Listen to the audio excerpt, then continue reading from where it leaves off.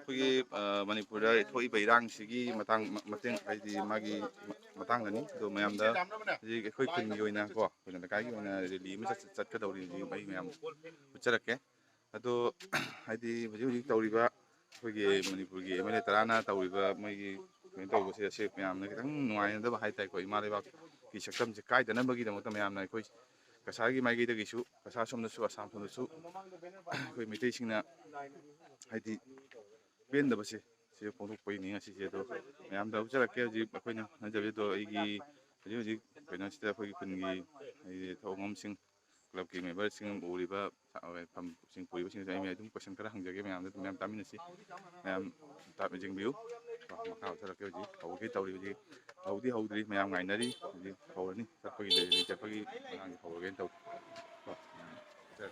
ꯍꯧꯖꯤꯛ ꯆꯠꯄ ꯍꯧꯒꯦ ꯇꯧꯔꯤ ꯑꯩꯈꯣꯏ ꯃꯌꯥꯝ ꯌꯦꯡꯍꯟꯖꯔꯛꯀꯦ ꯃꯃꯥꯡꯗꯣ ꯕꯦꯅꯔꯗꯣ ꯑꯝꯇꯪ ꯃꯊꯣꯏ ꯑꯝꯇ ꯃꯩ ꯀꯥꯞꯄꯨꯅꯤ ꯑꯗꯨꯅꯦꯕ This rally to welcome for peace and to mention in Manipur.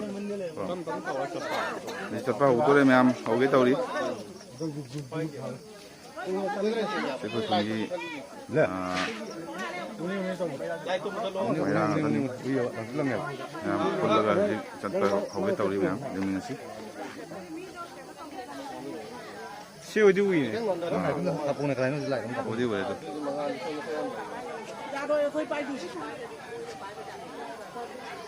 खितंग तिंगलो banner side side पाइबो नि खरा बेन तो तारे को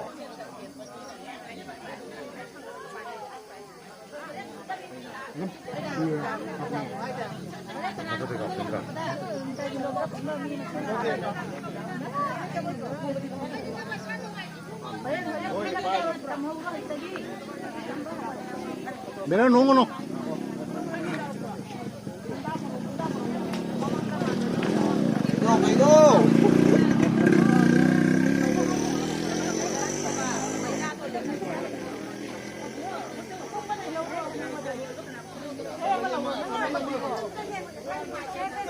लाइन से चलो लाइन से मान लो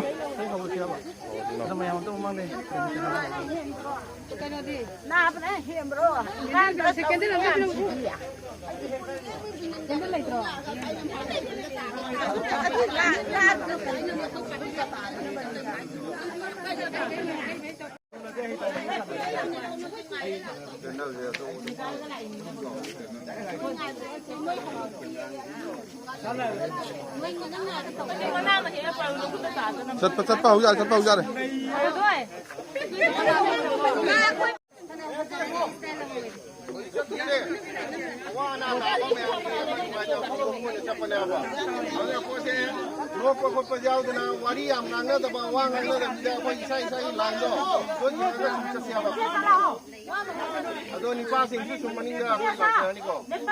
ममांग सो मनी चसे मा निपा दो वाजंग मा दबिदा भाई ये खरा दिने सुमाइना नि लोंदो पोलाने मदा अखोय म्याम पुना लाइक फरममगा ददै दं हालगा पोलाले मा बुक चतकनी अखोय सिदि कनो तगो यारे तुदि चतपा हौरसु म्याम तब तबना मनिंग ना चन फगरो मनिंग देखो मनिंग दनी मनिंग दा दो बेनो यार फेको बेनो गाड़ी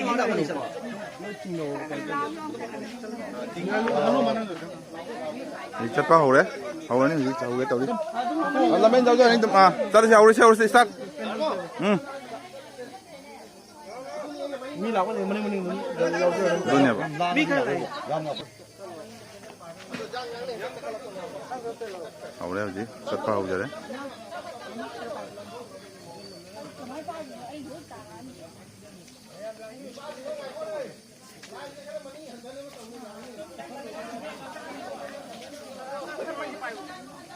कर लन चलो लन ना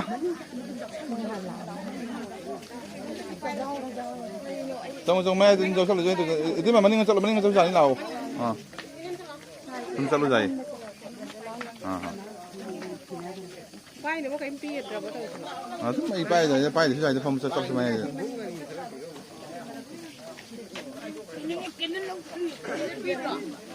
मनिंग ये तो चंदरो कैंडल लगी दो Kendal ma'am jelo. Oh, poin poin ja. Maning kendal berkani. Maning interview. Nama kendal wali ga. Line chunji. Kendal. Koi maning. मैं आगे बुला line जैसे line speaker इधर ला इधर लाओ कैसे तो Bluetooth speaker इधर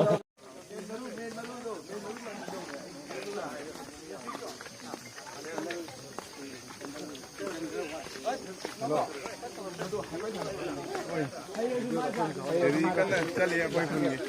Hum dal tar kya.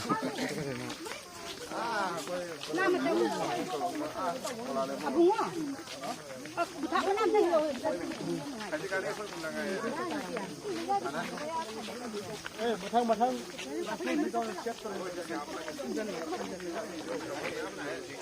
Maning mau nalang man nggak? Kaya yang lang, kaya mau yang saya video lang, kaya recordingnya sudah terang. Kata mau kontrol kan?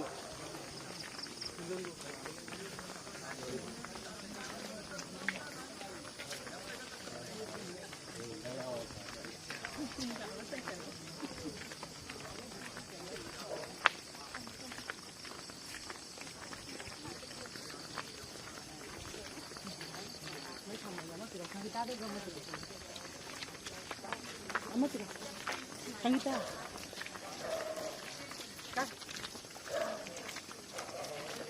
Nam dia kode puno dinna nanda gitu. Nanda deh. Nanda betul pilih sih.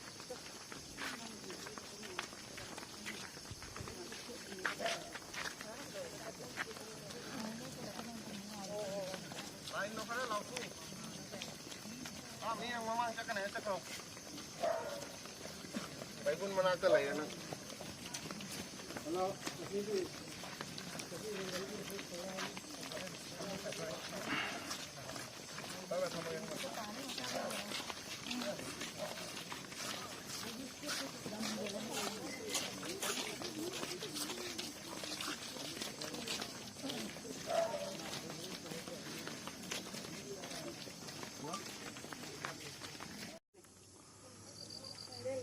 Khun mai yau dore khoi chali se do ham tin ngai te khoi pen da ni khoi uli se kai na da Manipur tawri se moina mai te oli be sa tin na ole khoi ham tin ngai te pen de ima leibak mang ma da de khoi gi ji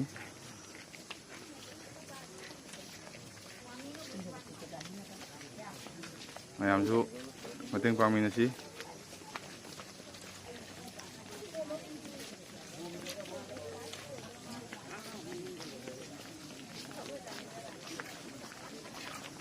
mình thuê mất tàu ở đâu ra thế? Đây cái matangseda.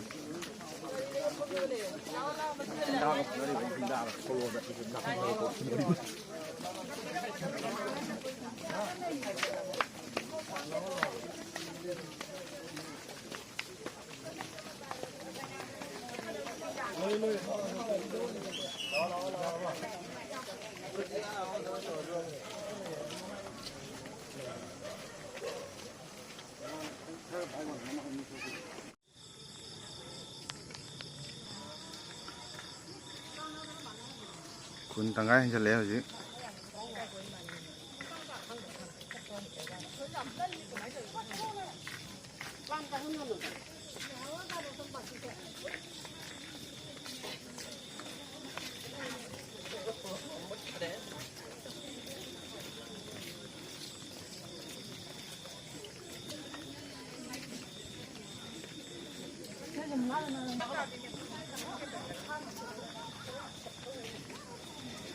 Itang tapo mamang isu.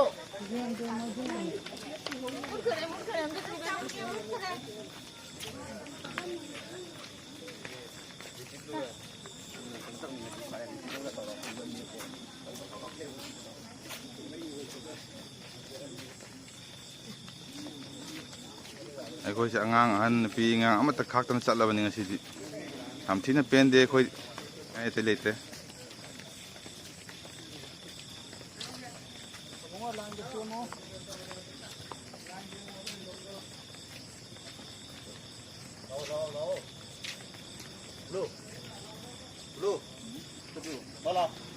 Gari ini siapa? Gari ilu ya. Ilu nanti. Itu mom pai.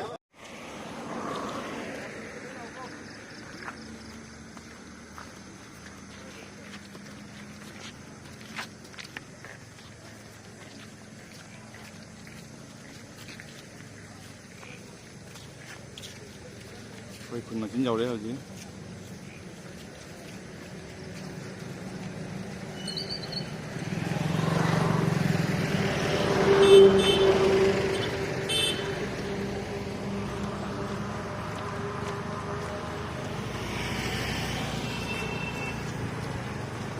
khungi na khulale ma focus kadawni na khulale ma na focus kadawni mandir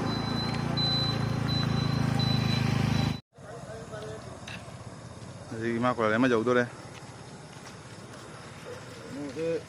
no oin lai gra ba nai lo oin thi gong da bon đây okay ma aro ma khungi ma khulale ma gi kaimani Mấy thằng đó chứ. manungda Come on. khalam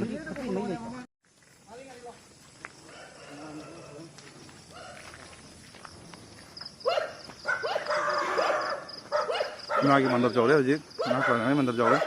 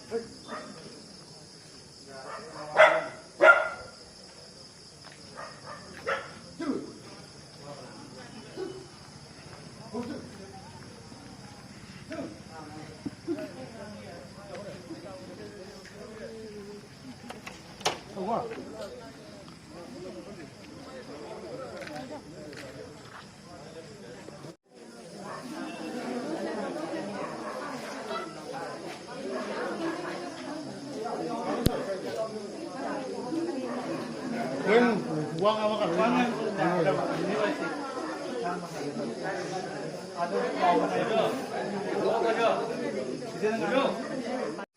Konjengleikai Citizen Club amasung Konjengleikai ki ima event mayam punduna ngasi release alibse Manipur da thokleba awana dugi matang satpani ado Manipur da tang ahum da thokleba kuki amadi maitai gi marakta khuthoknai basi matang da awana tari mayam sibu khoina lai mafam da moibu in tapna lainaba in na kun khomjari amasung central government amadi state government na jengjali bisi amna wadli moina tawum thokpa thawdang jingse phajana tawhaningi amadi hojik moina MLA tarana Manipur dagi separate administration talise khoi mayamna yaning dama phungdogi ase haga da sinjari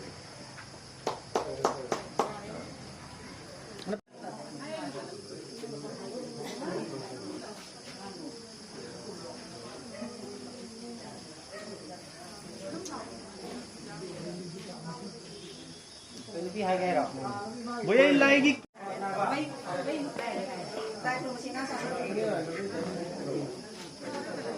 Lain ni om tahu tu nupi magi din. Nupi magi tinggi.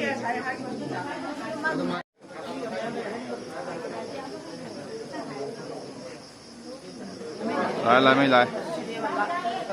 Nasi khunna rally chali basi Manipur da megi tang hum ningam daba tanglu mani gi marata thokiba iho adugi marata nungaina daba adugi maram dagi akhuna chatpa candle rally ni si rally asi me asida mitai macha sina nungai hidaba awawa na hiba jum kai thadokna chen hiba me mei chak tuna kadip kale hodaba utna tangai hoba asi gumba kaino thigam se central government amasung state government decision je matik chaba lawdi daba final decision law daba abhi matik chaba resolution se purak daba candle adu party bina nungaitaba singigi awaba sigi damakta akoina ngasigi candle rally se chatlaga isorda moi lekhidaba singi su ꯊꯋꯥꯏ ꯍꯛꯆꯥꯡꯅ ꯏꯁꯣꯔꯒꯤ ꯈꯨꯌꯥꯗ ꯅꯤꯡꯇꯝꯅ ꯏꯪ ꯆꯤꯛꯅ ꯏꯁꯣꯔꯒꯤ ꯈꯨꯌꯥꯗ ꯂꯩꯅꯕ ꯍꯥꯏꯅ ꯑꯩꯈꯣꯏꯅ ꯈꯨꯔꯨꯝꯖꯔꯤ ꯁꯤ ꯍꯥꯏꯔ ꯂꯣꯏꯁꯤꯟꯖꯔꯒꯦ